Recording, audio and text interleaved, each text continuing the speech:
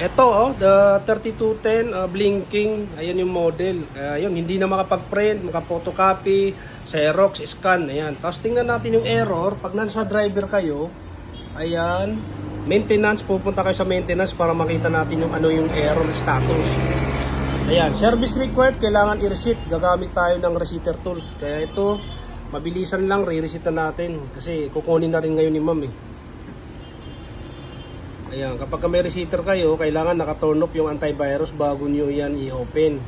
Pagka naka-reset na kayo, i-on naman ulit nyo yung antivirus nyo. Ganyan lang po ka-simple siya yung gamitin.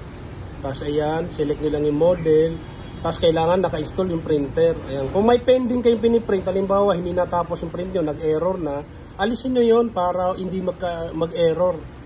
Ayan, dire-diretso lang. Ayan, check nyo na yan. Tapos initialize na kahit hindi nyo na i-check. Ayan. O, diba, yung nagpapa-turn off, ibig sabihin, kasi nireset natin, to-turn off lang natin. Tapos, i-on natin ulit para makita nyo wala na yung error.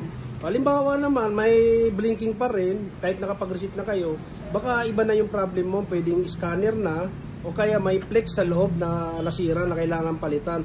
Yung kailangan yung dalhin sa physical sa store para ma-physical check-up din. Yung kapag ka-reset, tingnan nyo naman, nawala agad. Kaya yun, pwede na mag-print.